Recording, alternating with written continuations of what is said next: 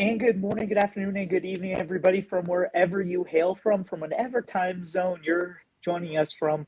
Please know I'm excited that you're here. Welcome to another fun-filled, fantastic, if you couldn't tell, we're going to have some fun GMAT Club YouTube video. And in this edition, we are doing an MBA debrief. Now, we tend to do these every now and again. We like to do GMAT debriefs to help give students some perspective on strategy, at least when it comes to our successful students who have persevered. But what happens after you get your GMAT score? What happens once you start applying to business schools and you start having some success in that realm? Well, every now and again, we like to do those debriefs to help give you guys some information to help keep you going, keep that smile on your face, and make you realize and understand that everyone goes through the same thing. Joining us right now for this session is a couple who I debriefed GMAT-wise. Oh, goodness, was it 6 months ago, 8 months ago? Shoot, I should have looked this up before we started. For anyone who questions that we don't do this live and or that I'm on a script, this tells you I'm not on a script. This is all off top of my head here. So don't tell us that GMAT Club isn't authentic. So whenever I debrief this lovely couple, Ravi started explaining how he took the GMAT, the support of his wife who also took the GMAT, and this epiphany, almost like a lightning strike, came in mid-interview, like, okay, let's have this, let's hear from the wife, let's bring her on. And here we did this magical creation where we had a GMAT Club couple. And it was one of our more successful videos. It was probably one of our best videos we've ever done. And they have decided, probably not for the best, I question their sanity to do this again, to go round 2 with me. They're entering the Thunderdome again. But this time they're telling us about their actual experience with business schools, not just the test. They're going to explain to us what schools they've applied to, what schools they've gotten into, and the process that they went through to have such amazing success. Because when you hear their story, you're going to be envious. I'm envious. So with that said, I hope that was enough introduction. Ravi and Lovely, thank you so much for joining us here. I probably didn't do you guys enough, I guess, that's what I'm looking for here. I probably did a disservice to you folks with that introduction, especially with all of that stuttering. So please introduce yourselves, tell our viewers a little bit about yourselves, and then we can dive into some questions. Sound good? Sure. Go ahead. All right. Thank you, Evan. That was a really great introduction and the first part of it. Yeah. Thanks a lot. Really great to be back here on this forum, and thank you, GMAT Club, for hosting us. You have been a great source of inspiration right from the start of our journey. A little bit about me. So I'm Lovely Sharma. Yeah.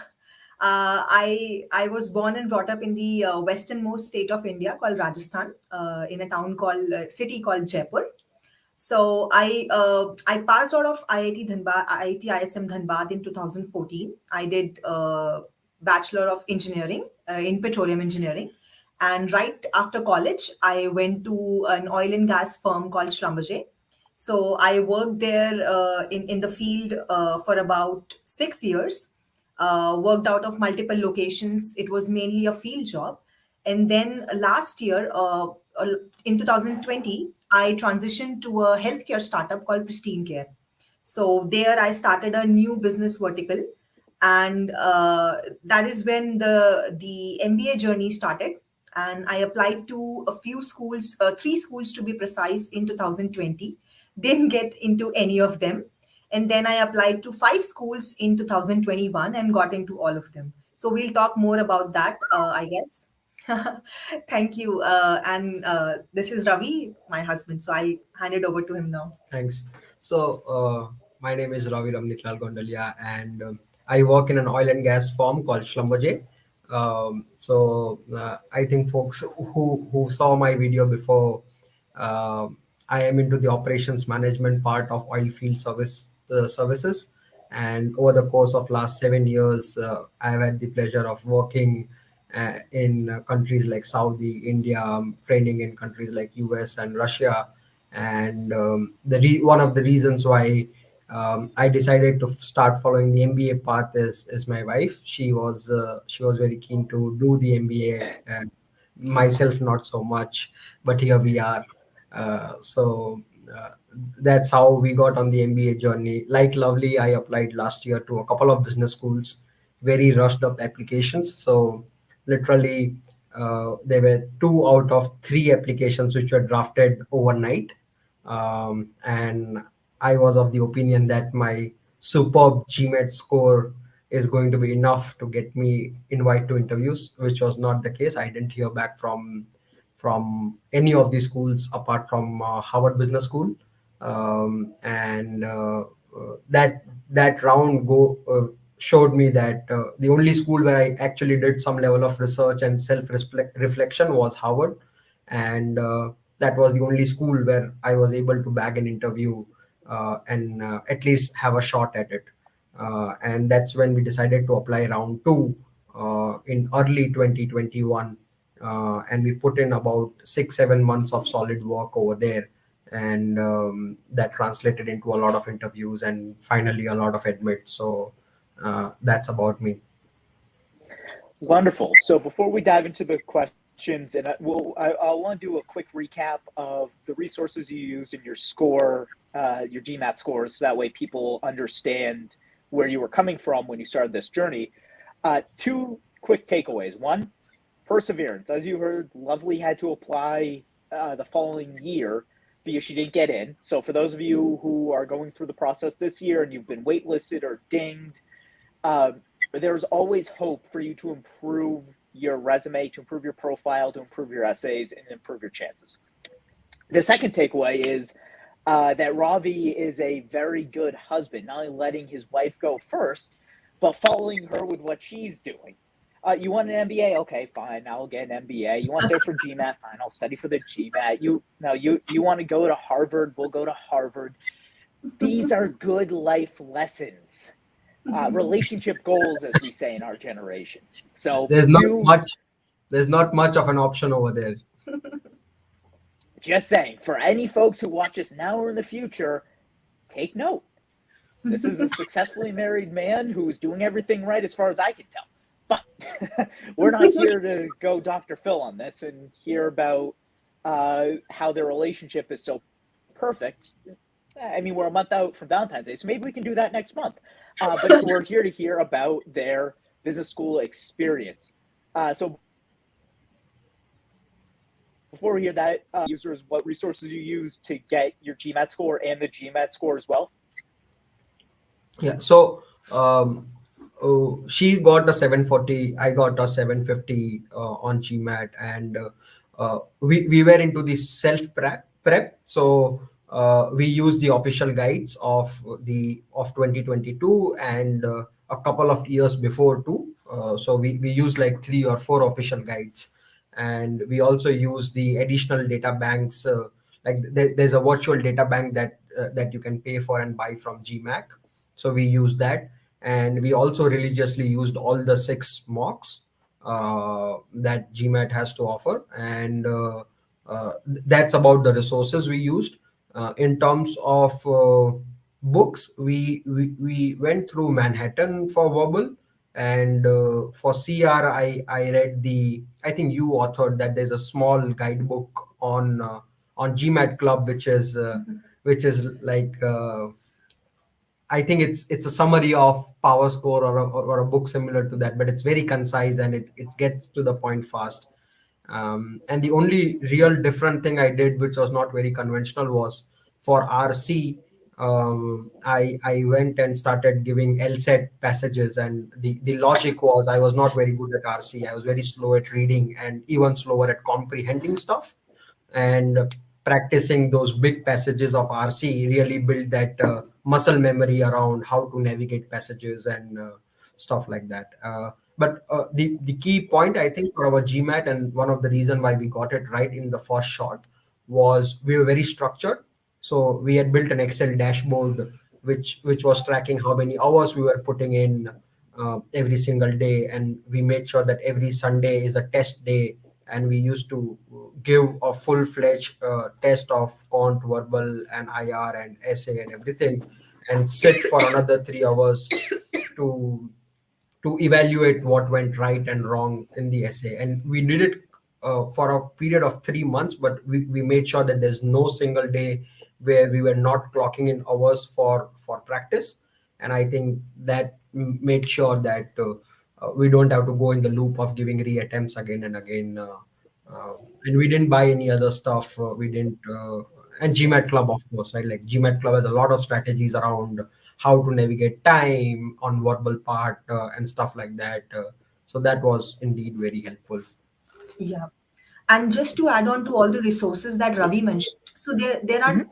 bunch of free tests available from all the private test preparing companies. So we got in all of those free tests. So every Sunday we used to keep for our test. We started off with the first official test just to get our benchmark, and then for 3 consecutive Sundays we gave those free mock tests, and then we again attempted the official test number 2, just to see if we have actually progressed. And then over due course of time we kept on buying the test number 3 and 4 and 5 and 6. So we finished those up, and sometimes we even reattempted those tests. So the key things during our preparation was a lot of practice. It's not just about theory. You can read as much as you can, but at the end of the day, GMAT is a very practical test. So you have to learn to apply yourself and apply the learnings that you have had. So we did a lot of that. And also, second thing, I think both of us were preparing together, so it was kind of a buddy system, and that really helped pull both of us. So that was also great. It worked out great for us. So I would suggest you should have a sort of a motivation source in your life that will help you through the time. There were times when we scored bad. We used to discuss each questions, and then not have the same mistakes again. So yeah, that's about it. Excellent summation. For those of you who are watching who want to hear more about their story, go on GMAT Club's YouTube page. It's one of the debriefs that I did. So if you look up, I'm trying to think what terminology we would use here, but YouTube, GMAT debrief Evan or GMAT debrief Nightblade. That Nightblade354 is my username in case you were wondering why that was. If you use some combination of those words, you should be able to find their debrief. So thank you for that. Ravi, you made one mistake, buddy, and that was scoring 10 points higher than your wife. You never do that. That's why you sleep on the couch for a week or two. You never do that. So for those of you watching and thinking, oh, I should do this with my wife or I should do this with my husband, guys, do not score higher than your wife. I don't care what your motivation is. I don't care if you're Einstein. Tank. But anyways, that's why I would never study for the GMAT with a girlfriend. Because it's never going to end well. All right, so we now know you guys have a 750 and a 740, which are excellent scores. Those are elite scores. With these scores in hand, what was the next step in your process? Was it evaluating schools? Was it finding consultants? And if so, how did you go about picking either of them? How did you think about applying to schools, the number of schools, US versus international? What was this thought process like once you had accomplished sort of the first big hurdle here, which was getting that elite score? Right. So I would like to say here that we have had a long journey on this path. So we had the GMAT scores, and we were really we had the scores in, I think by August 2020 we had the scores in our hand, and most of the schools deadline starts from September, near about September mid or towards the end. So in 2020 I did not apply to any school in round 1 except for Booth. Ravi applied to Booth and Harvard Business School in 2020 round 1. But the thing to note here is at that point of time, we were not at all prepared. We had just finished off GMAT, and absolutely we did attend a few events from the individual schools that we were applying to, but it was a very haphazard process. We did not put any thought into it. We just went ahead with the application, super confident that we have good scores and we'll anyways get in. So I think that was a big mistake. We did not get the results that we expected as well. Similar thing happened to us in round two. Round two, I applied to Harvard Business School and MIT. Did not do any research at all. I was starting a new job at that point of time, and I was more focused on the job, so couldn't really give much time to the application process. So that's how we ended 2020. Ravi got an interview invite from Harvard Business School. We did that. We prepared a little bit for it, but in the end, didn't turn out really good. In 2021, Can I just add something? So for 2020, I think what we want to say is the only school cumulatively where I did some level of research yeah, and some level of self-reflection was Harvard Business School, and everything else was just you woke up and you wrote the 3 essays and you hit the submit button, right? I did not spend any time with my recommenders, even for Harvard Business School. uh, I was of the opinion that I don't want to influence it, and I let them write whatever they want to write, stuff like that. um, and when we got the results, the only school which wanted to talk to me for an interview or cumulatively talk to us for an interview was Harvard Business School, right? And we didn't have a consultant, so that was one big thing. Like there was no guiding force. We were all on our own, so the amount of research we were doing was inversely proportional to the amount of work we were doing at our jobs. So if you're doing, like, both of us had a very bad December in terms of workload, so the amount of research we did for round two was again very low. And what 2020 taught us is, if you don't research, if you don't reflect for the essay that you are writing, there's no way your GMAT score or your undergrad GPA or your college or the tag of your firm is going to carry you forward, right? There's absolutely no way to do that. And that's the most important lesson. And then over to you for 2021. And if I just may add something really fast, you both, as I said at the beginning of this video, had elite scores. I mean, you're in the 98th, 99th percentile. If that, and you guys struggled your first year applying and didn't get into those programs, if that doesn't explain to our users and to our viewers that it is truly a holistic process, you can have the best score in the world. If you don't do the research, if you don't show these schools why you want to go there, if you don't know why you want to go to a program, you're not getting in. Moreover, if you have a score that's maybe a little below the average, that's not the end of the world. This is the board, and the schools take that very seriously. It's not just window dressing. Unlike law school or med school, for example, where they only care about scores. Business school is unique in that they care about you as an applicant. They care about everything. The score is just a score. It's nice to have.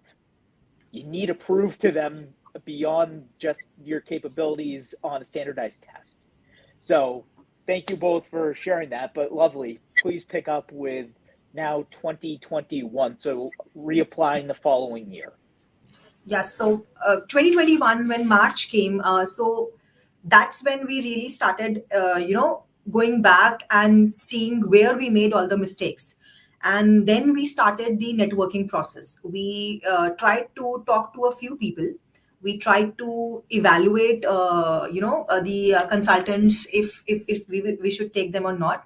And then someone told us that, two things really stuck out. One person, very smart person, told us that the amount of research that you do, if you would go and buy an iPhone or a Samsung phone, or just a normal phone for which you would be paying, let's say, maybe $1,500, right? The amount of research you do, you would spend 2-3 weeks in that research. You will talk to at least 5-6 of your people that you know, and then you will make that expenditure of $1,500, right? Business school is like multiple times the cost, right? So the amount of research and the amount of time you should be spending in should be that at least Yeah. that much fold it, right? So that really stuck out with us. That is something that we had missed doing in 2020. So then we started the networking process. We figured out the list of schools that we both want to apply to. So the first decision was, should we apply to the European schools or to the US schools? And there are a bunch of Asian schools as well. And we ruled out that as per the goals that we had in mind, we didn't really want to do a fast-paced MBA program. We want to soak in the program. We want to spend time there at the school. We want to do an internship. So we kind of ruled out the one-year programs. And to mention here that when we would be starting our MBA, we would be having 8 years of experience. So this was kind of the last year, sort of to have that average age in the class that we would be. For us, it would be the last year to apply, sort of. So that is when we decided that we'll be taking we'll be going ahead with the applications to 2-year programs in US, and then we kind of narrowed down the schools that we'll apply. So USA. yeah. So five, I think I put down to 5 schools. Ravi put down to 6. We had the same schools. He had Harvard Business School extra. Apart from HBS, we both applied to Kellogg, Tuck, Columbia, Wharton, Sloan. and Sloan. MIT Sloan. Yeah. 5 for me, 6 for him. And then we, started talking to the consultants. We enrolled for all of the admission events in these schools. We talked to we had, I think between us, we have had 100 or plus coffee chats with all the current students and the alumni from these schools. So we with the kind of jobs we were having, we were really if you want to jump in ahead and talk about that journey, how we conducted all these networking events. Yeah. So first thing we did in 2022 or 2021 was start very early, right? So Yeah. From drafting applications overnight, we started all the way in March, April, thinking about which schools we want to apply, researching things. So we had a good 4 months window to prepare for schools. The second thing is, and I see a lot of comments here on the chat box, we went with a consultant, right? And uh, to cut to the chase, do I recommend working with a consultant? Yes, I do. So if you have a job like us, I'm in operations management. I work 18 hours a day, more or less, 7 days a week, most of the week. So then you don't have the creative bandwidth left to be um, very original or very very intuitive when you are writing stuff, right? And that's when you want to have a nudge in the right direction.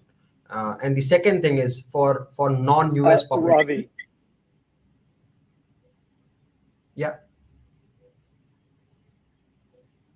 Am I audible? May I interrupt just for 1 second and ask what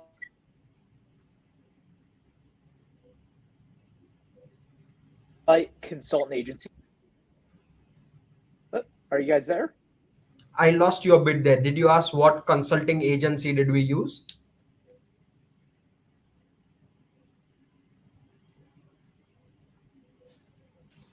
Okay, so I work with a company called the Admissions Gateway. My consultant was Nisha Kaul. She is a partner at the firm, and I also had time in and out with another consultant at the firm. His name is Rajdeep Chimney, and actually Rajdeep is the one who introduced us to the concept of research as much as you will when you are investing $200,000 for something, right? Like if you research 5 days for $1,000 phone, you want to research for 6 months if you are putting $200,000 on the table. But my wife, she worked with another consultant, Nupur Gupta. She's with the Crack the MBA, and I think we took a conscious decision to go ahead with 2 different consultants because we thought that would given us a lot more inputs to take away. And I think it worked out fabulous for both of us. Like both of our consultants were really great. Yeah. they guided And us they were for. very Yeah, different, right? yeah, very different approaches as well. Like what her consultant's approach to application was pretty different than what my consultant Nisha's approach was to applications. But I think the key thing is, one is that when you slog 18 hours at work, you really need the nudge in the right direction when you're drafting something for the MBA applications. And the other thing is, for most of the non-US population, um, specifically Indians, the academic setting from which we come from, it's more factual, right? Like what you mentioned, that law schools and medical schools are more on the scores, and so is the entire Indian education system. Like our engineering schools, or in fact our business schools here in India, most of them just give an admit based on the test score, right? So we are not too much into explaining the life story or our professional stories or success stories as much as probably the US students are. And that's where we lose the edge out into differentiating ourselves. And that's where I think consultants helped us a lot this year in terms of helping our unique voice come out while we were drafting our applications. And we'll come to that part in a bit. So we made the decision to go with consultants. We started early. The next thing we did is, just like our GMAT process, we built a dashboard, right? And the dashboard had, We love Excel sheets. yeah, So we keep building new and new Excel sheets. yeah. So I'll probably share it sometime on the GMAT Club, and we'll attach it to the YouTube video or something. And but there's a lot of email IDs and phone numbers, so I have to redact that.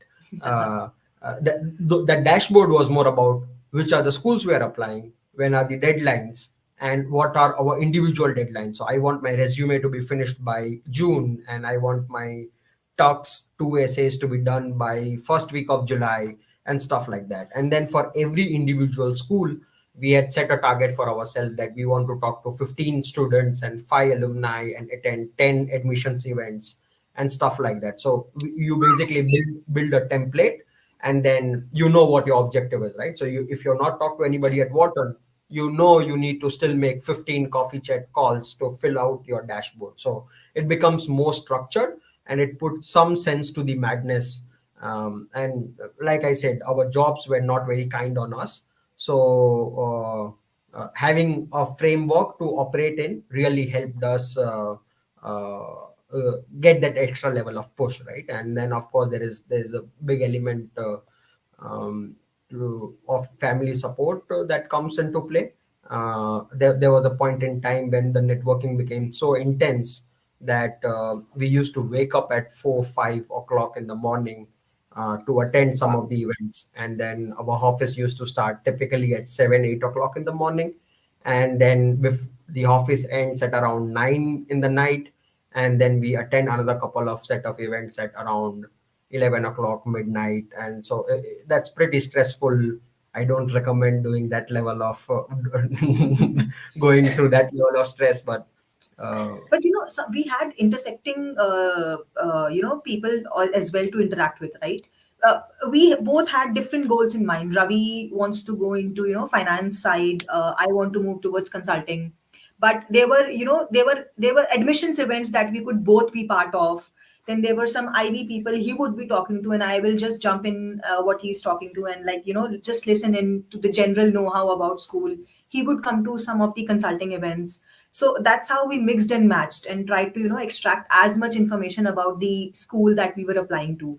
We nailed it down to the last brick, right? We used to ask questions about how is the housing situation, how would people how would, if a couple like us would come to school, how would we live, like all sort of questions, right? From the professional front to the personal front, we jumped right into the water, I would say. yeah. Yeah. And then the rest of it was pretty much guided with the direction that our consultants were giving us. But I would say go with consultants who would push you to work, rather than you give them a very bad draft and they polish it and give it back. I think that doesn't help a lot, either your candidacy nor the process itself. So it's very important for you to think about what you want to talk for every individual essay, that was a process which was not very structured.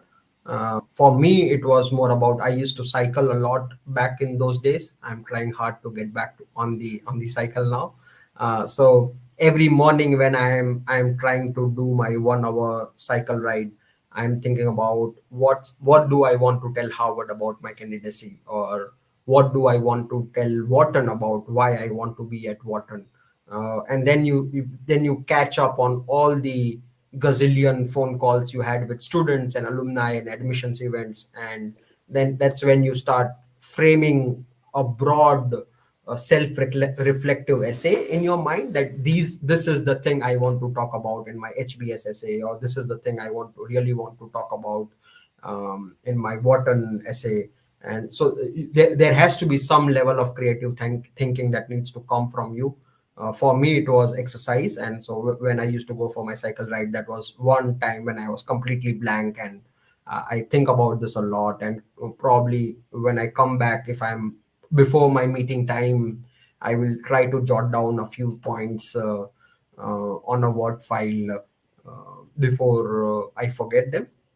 So that's how it went. And then eventually, when we got to a stage where we wanted to write essays, the first thing that both of us did was we made a Word document, and we dumped everything that we know about that school, right? So, and that's really important for schools which ask you questions like why MBA, or why our school.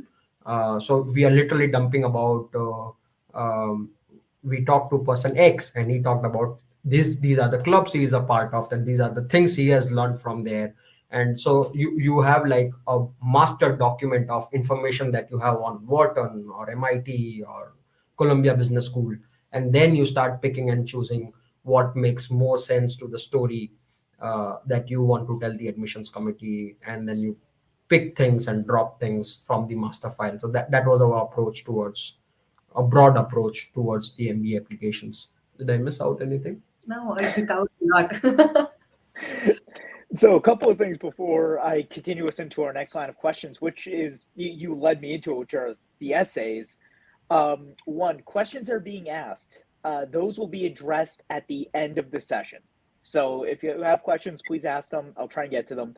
Two, I know my connection isn't great. This has been an issue that's plagued me since I was at GMAT Club. So I understand that my connection may drop every now and again. I sincerely apologize.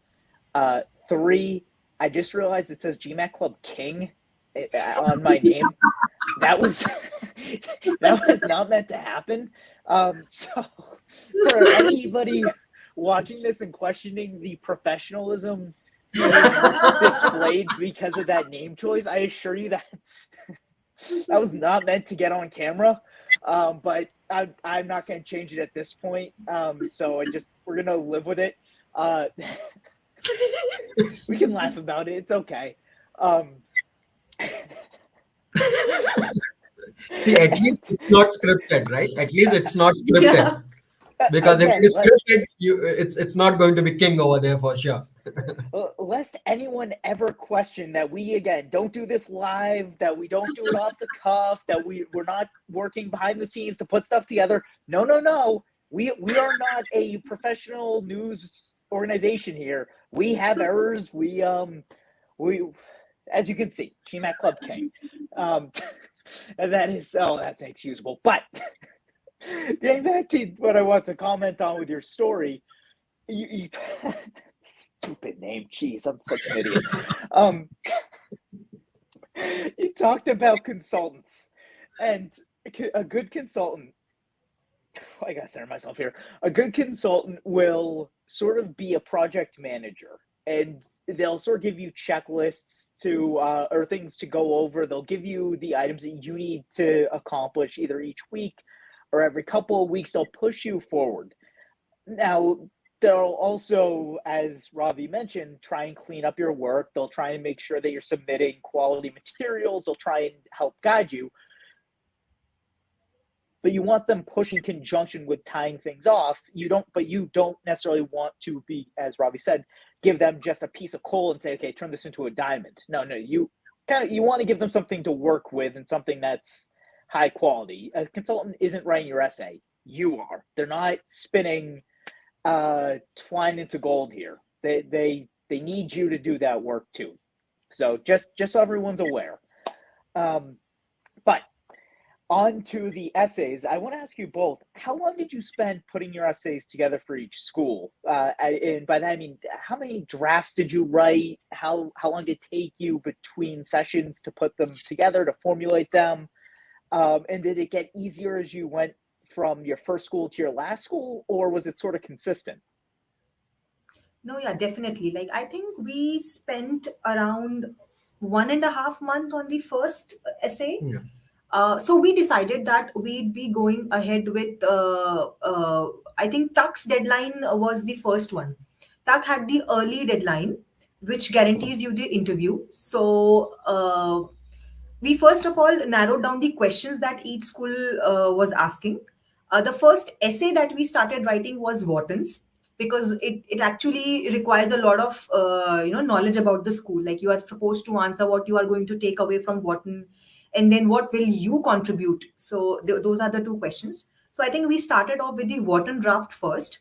That kept on happening in the background. I think we bound, like, we in between me editing his essays sometimes, or him looking over mine, and discussing with the consultants. I think we easily had 10 or 11 drafts over a course Wow. of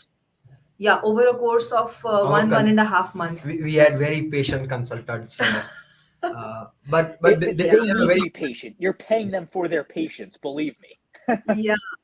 and they were very solid, right? Like, if I go back and look at my first draft of why Wharton or why MBA, it's pathetic, right? Like, if I were to know that this was this guy's first draft, I would not be giving him any sort of admit to any business school.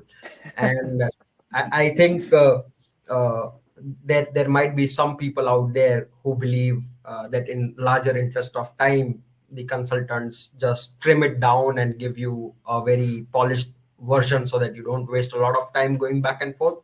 Uh, what both of our consultants were doing is loading it up with what they think is not good about it, and pretty much not editing anything on the essay and sending it back our way. And that happened for first 5-6 drafts, where they were just cribbing about, this doesn't reflect very good on your past, or this doesn't reflect very uniquely about what you are trying to say, and stuff like that, and just sending it back. And for us, it became a bit frustrating, to be very honest, that I don't want to be wasting 3 weeks, 4 weeks on Wharton's essay. I have 4 other schools to work on, and I used to chat early morning at 6 a.m. with my consultant, that do you think we are good in terms of time? And she was like, don't worry, just redraft it and send it back to me. So I think those, if your consultant is not doing something along those lines, then probably you need to look for a new consultant. But having that unique voice and letting you trim down as much as you can is super important when it comes to essays. So that's about it. But yeah, the first few schools will take a lot of time. It's best not to start with something like Harvard or Stanford, because those essays are not the conventional MBA school essays if you're planning to apply for more than one schools. So it's best to start with something like Booth or Wharton. Those are more like why MBA, why Wharton, along those lines, and that tends to have at least some level of framework around it, and it gets you going. And then you go to the more difficult ones like Harvard, where it just says, what more do you want us to know, like, and there's no structure to it as such. It was really a very reflective journey. Yeah. I think, like a lot, like, we were initially, we just dumbed down these stories that we wanted to put forward. Then we would place it, should it go in the application form, should it go in the resume or in the essay, or do we want the recommender to talk about that. So it was a, like, first you have to know what you need to say, and then where you Yeah. would be placing it, where it makes more sense. That reminds me, before we got into our essays, one thing that we spent a good enough time, I think 2 to 3 weeks, was uh, just answer what's your short term goal and what's your long term goal, right? And that involved a lot of networking, where we talk to people. Yeah. Like I wanted to go in the investment banking side of the world, and so I talked to people at Harvard and Wharton who were doing internships or who were already bankers at Goldman and JP Morgan. And I realized what they do at day to day, and how it is going to add value to the longer journey where I see my career growing.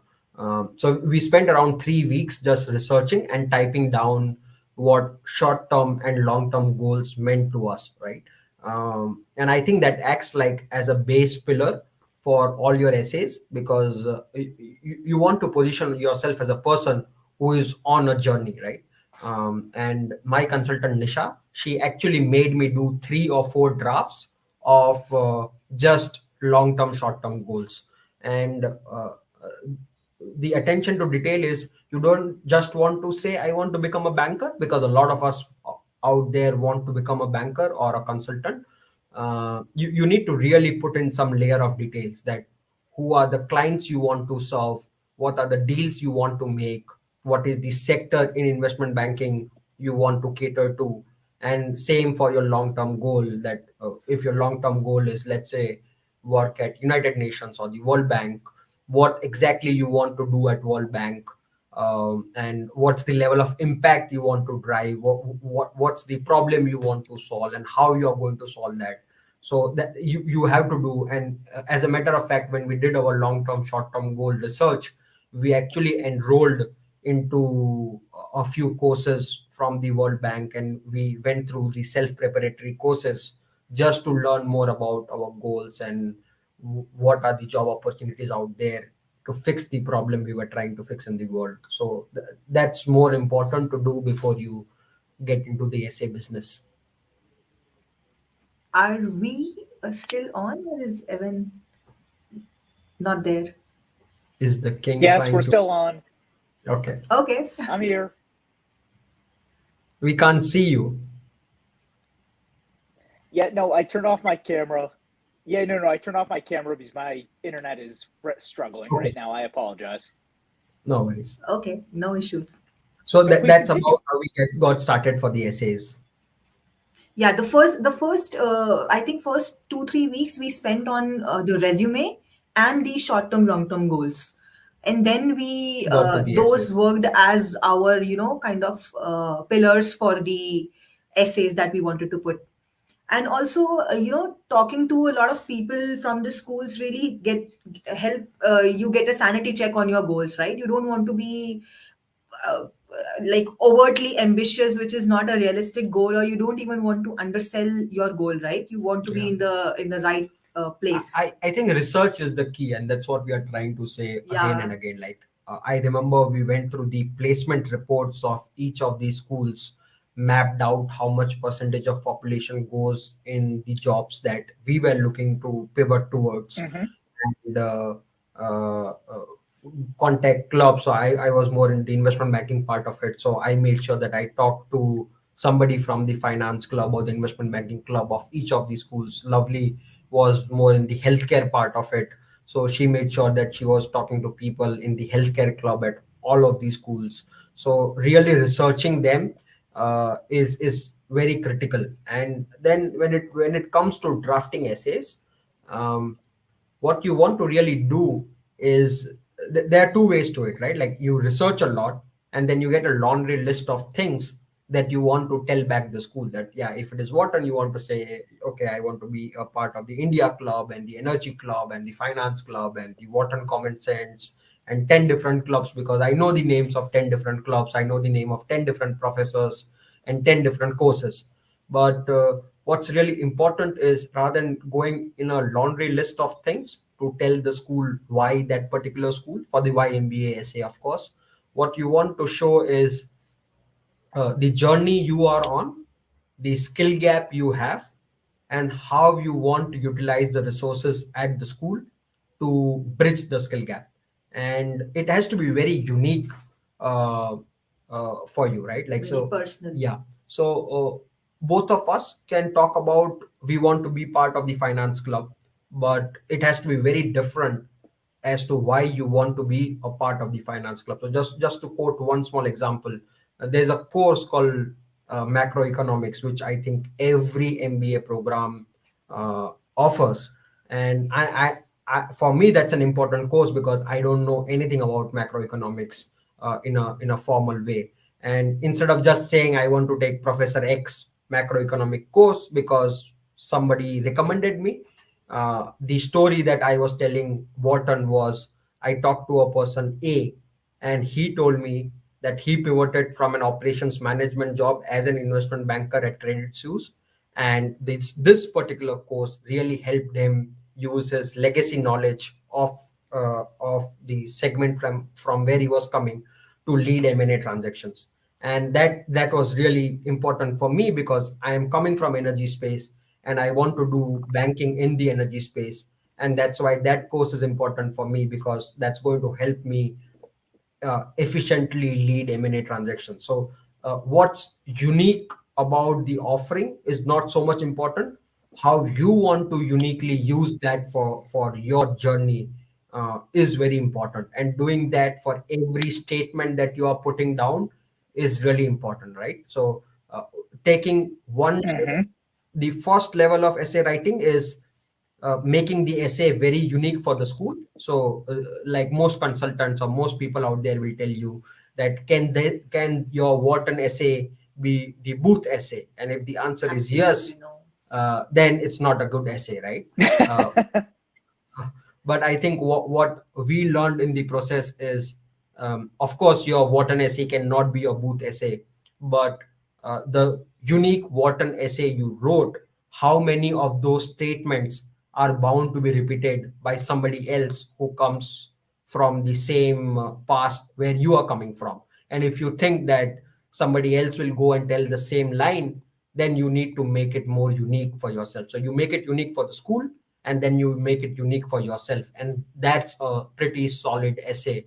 And I don't think uh, in the larger gamut of things at com still find a lot of essays which are unique for the school and unique for the candidate. And if you start doing that for every piece of your application, then you are bound to start standing out very easily in a much more faster manner. And then there is also the overarching thing that a school values. For example, like this, you would only find if you would be networking with the people.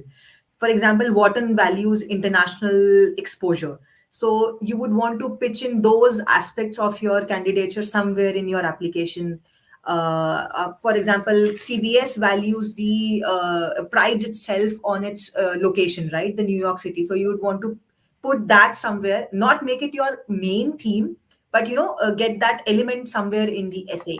Like Tuck has this close knit community, and they are very proud of that, right? So you would want to keep that element in your essay. So those things, that little nitty gritty would only come once you, If you talk to a lot of yeah. people, yeah, there's no other way you know what's happening at talk today if you don't talk to a lot of people. And that's about the clubs also, right? Like if you are into, let's say, diversity, equity, and inclusion, that's something very close to me, and I have done some things in the past around those lines, and I wanted to talk about that into what I'm going to contribute at Wharton in terms of diversity, equity, and inclusion. So I made sure that I talked to people at Wharton Women in Business. I think that's the name of the Yeah. club. And then Wharton is a male allies group. I talk to folks from there, and then you figure out what they are trying to do as the current leaders of the club, and what they envision that the next generation of students will do for the club on the campus.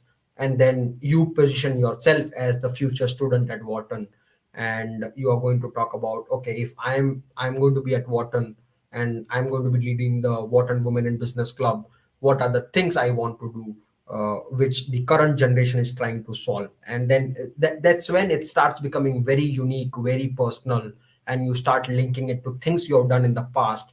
And that's the kind of story I think what most adcoms are looking for, that shows a deep self-reflection, a deep sense of research, and then it all together ties up as the mission you are on or the journey you are on for your long term and the short term goals. Wow. I couldn't have said it better myself. That was very, very detailed. By the way, am I still coming in? Like, I can't even tell anymore. We can't see you though, but we can hear you fine. Yeah. Perfect. Yeah, all you need to do is hear my voice. No one wants to see my face, anyways. So I don't think a lot of people want to see my to wrap face up either. here.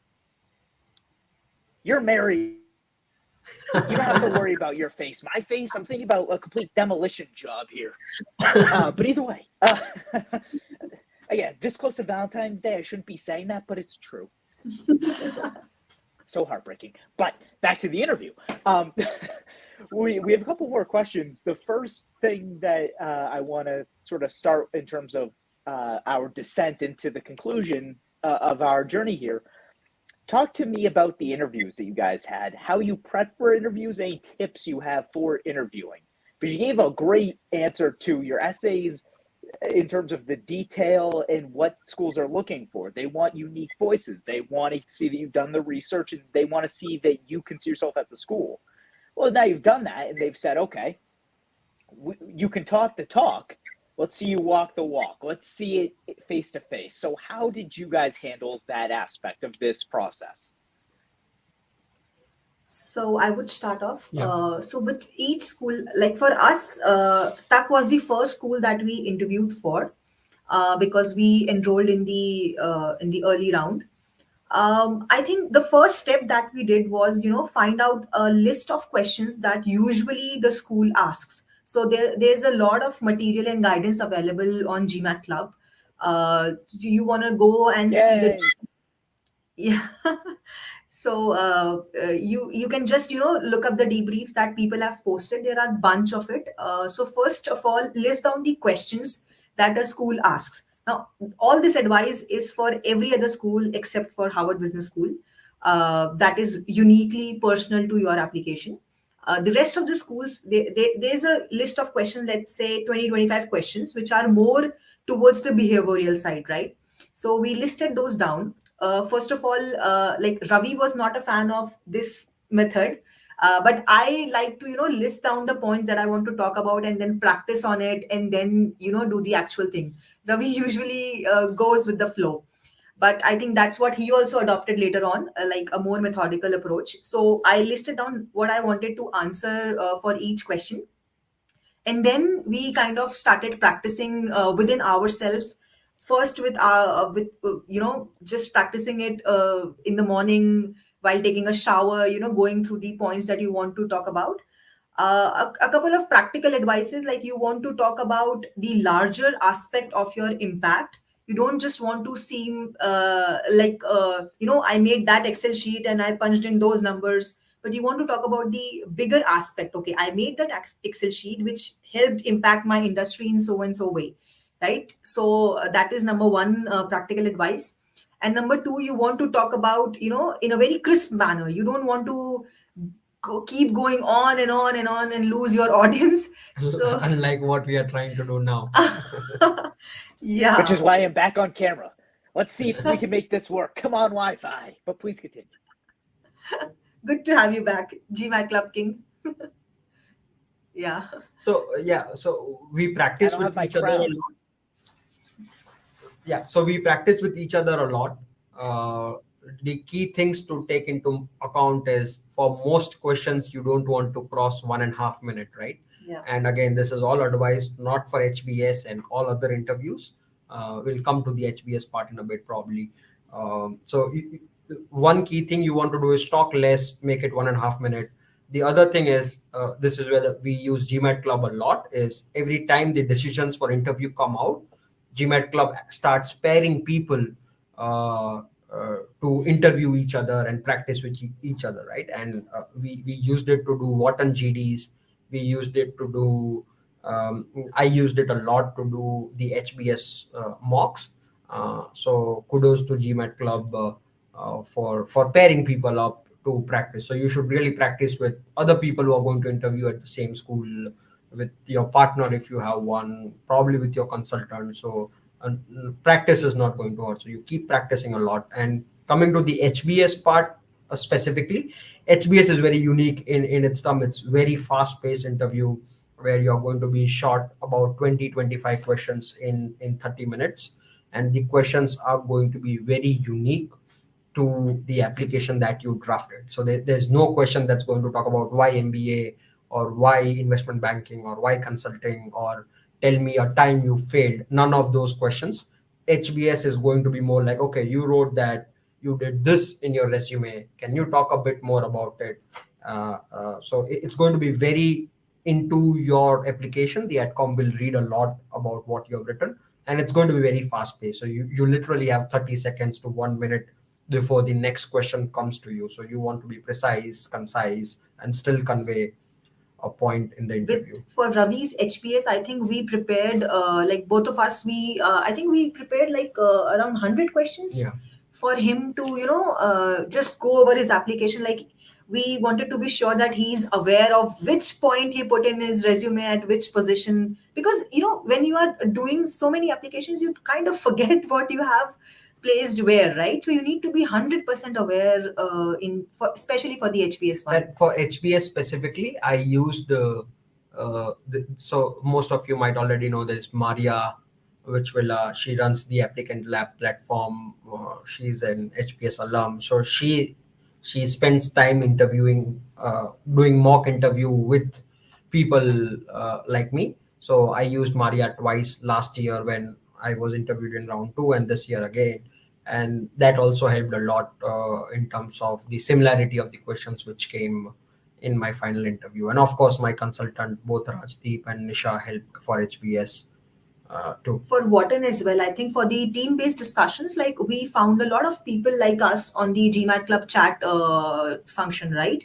And then we sort of grouped together and found common times. Like there were people from different time zones, and Yeah. we kind of made friends on that as well, right? Because same bunch of people kept on coming back for the practice. We were doing Wharton GD with a few female members from Japan, all the way in the east, two people who were in Houston and California and San Francisco. So we had the entire time zone of the world covered, trying to do GD at the same time, of course through GMAT Club. So that helps too.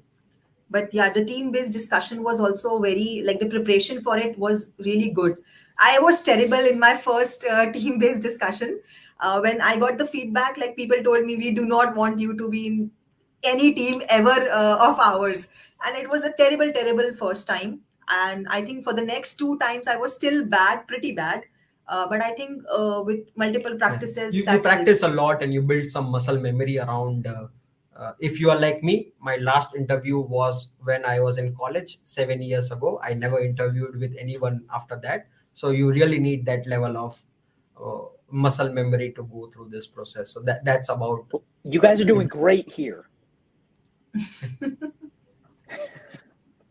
I think Thank you. You are too kind. Sorry, Drew, please continue. Yeah, no, that's pretty much it for the interview prep.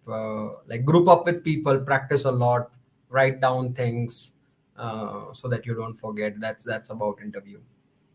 Yeah. I heard a lot of practice in there, and I think that's the best advice that you guys gave. You need to practice. Treat it like a job, almost, except far more important. So kudos to you for that. I have two last questions for you. Think you're up for it? Yeah, sure. We had our But coffees. you know what? Again, my Wi-Fi is still acting up, so I'm gonna flip the camera off. Okay. That's better. My first question: the schools you got into. Do you mind telling us what you got into, which you received scholarship offers from, and subsequently which one you are going to choose? Are you going as a couple, or are you guys going to different schools? Or have you not decided yet? we haven't decided yet because we are in a state where we still don't have the same school. We have same schools, but we are not decided. It's fairly complex. Part of it is The if you're married, financial. if you're married, the decision is not that easy. So I got an admit from Harvard, Tuck, Columbia, Wharton, and I was waitlisted in Kellogg.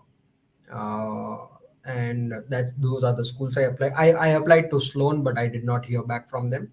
And in terms of scholarship, I got 40K from Tuck, and I got about a 50% ride, 100K more or less from Harvard. So Harvard is more need based, where you declare your current financial structure, and they try to help you out in terms of giving you a scholarship. So I think Harvard is the only program which is need based and not merit based. And I think that there will be one more layer in Harvard where you can still go and apply for those niche merit based scholarships. But as of now, I know my scholarship estimate from Harvard based on the need based calculator. That's about me. And So I applied to 5 schools. Wharton, I got in Wharton. I got a 100K scholarship from Wharton. I applied to the HCM program, which is the only major that you have to declare at the time of application. So that is Wharton. Then Tuck, I got a 40K scholarship from Tuck. And then I also got into Kellogg, Columbia, and MIT Sloan, but no scholarships from there. you got from Tuck, right? From Tuck, Yeah. I said. So she got from Tuck and Wharton. I got from Tuck and Harvard so far. That's where the problem is. And where we would be going, that is still the yeah. We talk about it like throughout the day, and we have still not decided because they. Let's not continue talking about it. Then you will figure out we are not such a lovely couple, and this is more of a facade. So when we started this, we wanted to go to the same school or at least be in the same city for the next 2 years. But when the financial part of it also comes, then you kind of right now we are reevaluating. Probably we'll take few more weeks to get we, that we have done. a lot of common schools. We have Tuck, we have Columbia, we have MI, we have Wharton. For Boston, I'm on the good side of the river. She's on the bad side of the river. So we have a lot of options. We will let you know when we decide where we are going. Well, Ravi, if you come on here in a couple of weeks saying you're on the couch, I think I'll understand why. But I mean, so you guys have a really great problem to have, which is you have all these great programs.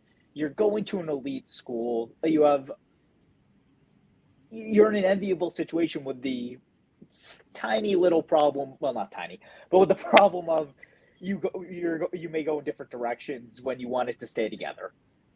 So let us know how this works out. I'll be genuinely curious to find out. If I may pitch in a little bit here, word to the wise to our folks who are listening, Ravi and Lovely were told in our starter bees when you first join us, you're in a little room and then we go live together. It's -7 degrees Celsius here in the Massachusetts area right now. So for everyone saying, "Oh yeah, no, Harvard, MIT, oh so great, so fun," yeah, prepare yourself for frostbite. It's cold. It's freezing. I'm in a meat locker right now. I was honestly No not good. aware. No good. I, So I was honestly not aware that Boston gets this cold, right? I think that's going to play a big role in my decision making because the last time I was at a place which is -10, that was in Siberia, Russia, and that was not a very pleasant time for me. So I think that's going to play a big role in the so decision making now. in Fahrenheit, it's like 9 degrees Fahrenheit today. This is a cold day. This is not the average. I'd say this is definitely colder than the average. So just be aware. So my last question to you guys before we conclude here is, did we not touch on something that you guys wanted to tell our audience? We covered a lot, I but think there's usually something, not always. Yeah, please I want to go ahead. quickly touch base on three things, right? And I'll try to be very crisp. Uh, First is the resume, right? I think what everyone needs to do in the resume is position yourself, right? So what you need to really think is the adcom is trying to build a cohort, right? They are trying to build a class, and for them it's very important, where does Ravi fit in the HBS classroom? What's the voice he's going to bring? What's value he's going to bring? And I think that's a common question which goes through the adcom's mind when you're going through the resume. And I think resume will play a big role as Indians, and I think a lot of us around the globe, we try to make resume very factual. So I come from operations management, and my resume will talk about 500% gain in efficiency, 300 man hours saved, $50 million deal negotiated, stuff like that. And the problem with that is, even though those are pretty solid achievements, um, if you are an investment banker, or if you are an analyst, or if you are a consultant, every other banker, consultant, and analyst is doing the same thing. Everybody is saving man hours, everybody is negotiating $1 million deals, and then you are not actually helping yourself stand out from other bankers or other consultants or whatever demographic you come from. And so what you really need to do is talk about the impact uh, that you are driving at work, right? So you want to talk about the lives you are improving, you want to talk about the development of the nation or the geography you are helping move forward, and stuff like that. Because when you say I built something, or I negotiated a deal, or I did this, it pretty much to the adcom sounds like I got a cup of coffee for my boss, because that's your job role. If you're a consultant, or if you're an operations manager, it's your job role to increase efficiency, and that's not of too much value for the adcom. But if you say that I increase efficiency and that helped India achieve certain amount of energy security, or my work helped a group of women in rural part of the India get access to LPG cylinders, that's the level of self reflection you need to start doing, right? Like, what was the work you were doing, and were you actually aware about the ripple effect of your work, or the impact that you are driving when you do what your day to day is. And that's super critical for your resume, and I still don't do see a lot of people do that. We did it, and even though we were re-applicants in a lot of these schools, it really helped us stand out, not just get an interview and an admit, but like for in case of Lovely, we also got scholarships based on merit, just because probably the resume really reflected the impact that we were driving at work. So that's one critical message for resume. Second thing is LOR. uh, do not go behind, this is common piece of advice, everybody says do not go behind the title of your recommender, or do not go behind how big or small your recommender is. And we hear it, but we tend to forget it, right? And I heard it, I forgot it in my round one, or in my last year's application. This year when I reapplied, I actually used recommenders who were not my direct managers, who were my mentors, just 1 or 1.5 years senior to me in the firm. One of them who is no longer even at firm, he is himself doing an MBA somewhere. So they are not very good when it talks about fitting the box. They are not my direct managers, or they are not current employees of the firm. But it still works, because you are able to have a very candid conversation with your recommender, tell him about why that school matters to you, and what journey you are on. And then the recommender helps put a narrative with solid examples along the same lines. And that's a level of feedback I actually received from Harvard when I was dinged last year. I got a call from the Harvard Business School, and they told me that everything else was fine, probably you can sit with your recommenders and tell them what you are trying to do, because they have no idea what you are trying to do. And because I never briefed them about what my story was, and I started doing it this year. So don't go behind the title. Find somebody who has mentored or managed you, because that's important in a professional setting. And find somebody who is very approachable, who is willing to go the extra mile, hear your story, and write precisely for you. That's about recommendations. And There was one more thing I wanted to talk about, but I forgot. I'll talk about another important point. It's about like the difference between 2020 application and 2021 application was, of course, the amount of efforts that we put in, and also the strategy around the schools. So in 2020, I applied to Harvard Business School and MIT and Chicago Booth. All of them, per se, they are always going to be your dream schools, right? So you want to strategize the kind of schools you are putting in one round. You should apply to a bunch of 5 6 schools, so that you have a couple of dream schools, you have couple of reachable, and then couple of safety schools. So having that strategy boosts your confidence. It also gives you time to prepare and go through that self reflection journey for when you actually really want to apply for your dream school. So I think that is one Yeah. point that should be there. It just gives you plenty of Yeah. safety and confidence. And the last thing I wanted to touch base on, what do you do at work, right? And I see a lot of people whom I'm trying to mentor this year, they chill out at work because they have decided that their exit strategy is to apply at MBA programs.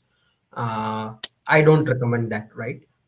Because the adcoms don't recommend that. If you try to read between the lines about what adcoms are saying, they want people who are really doing excellent things at their job.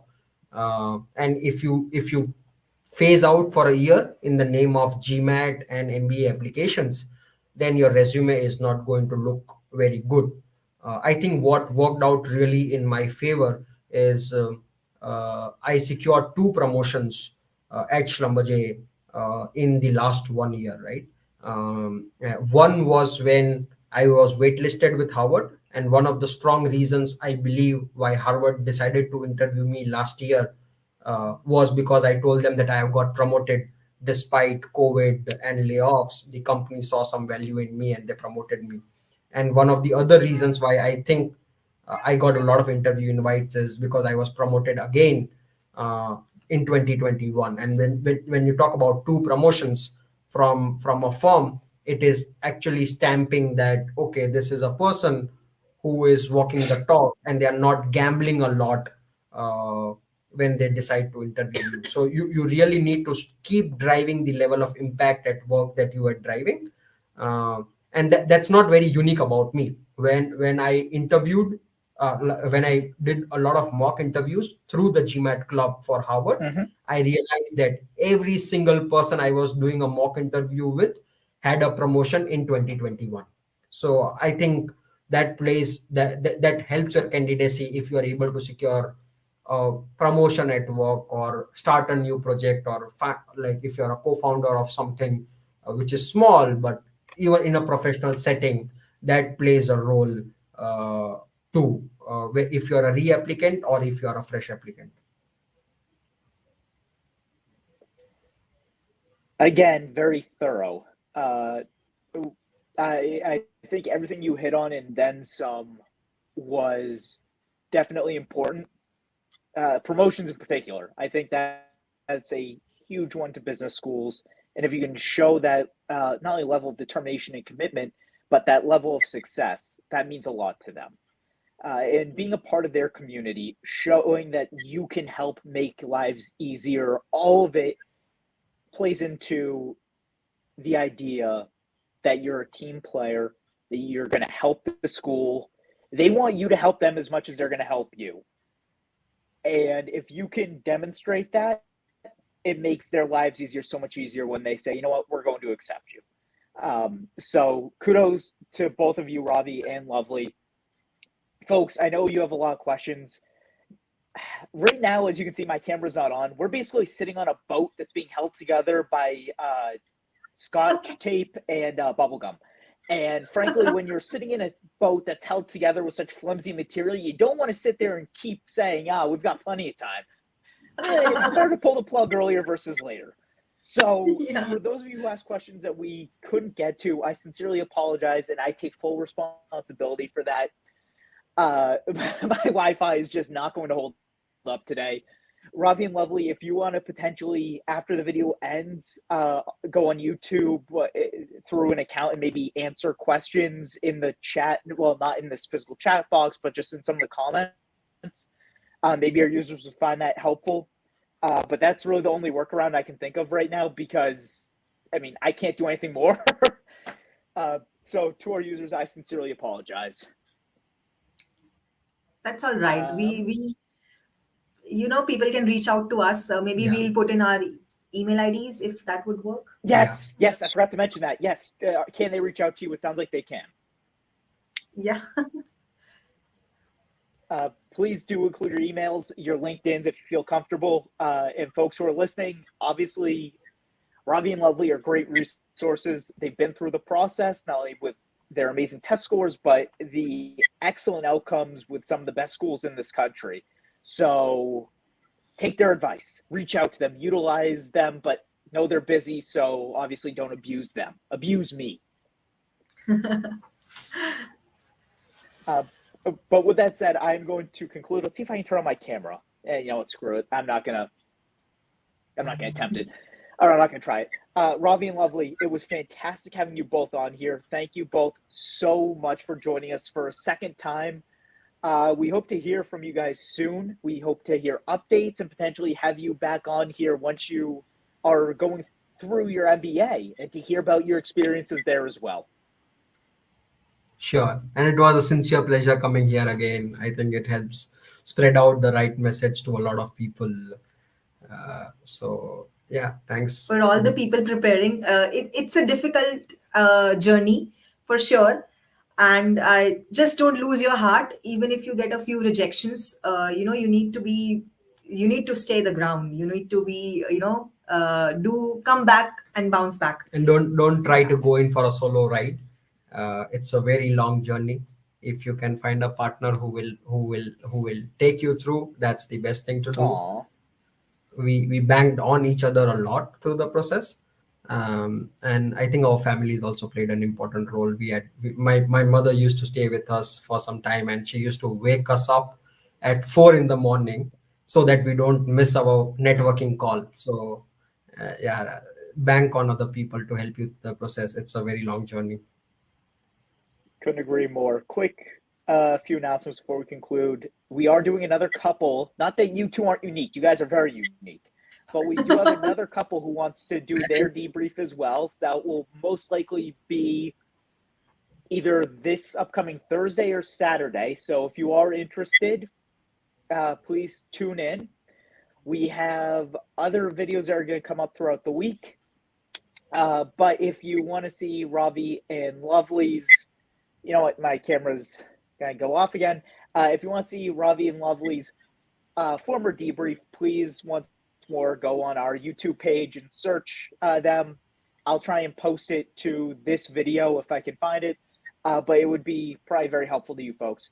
So to everyone, to our users, to our viewers who joined us here on this lovely Saturday, well, not so lovely if you're here in the Northeast, thank you so much from the bottom of our hearts. We really appreciate it. Ravi and Lovely, you guys as well. And we will see all of you hopefully very soon. So for everyone at GMAT Club, take care.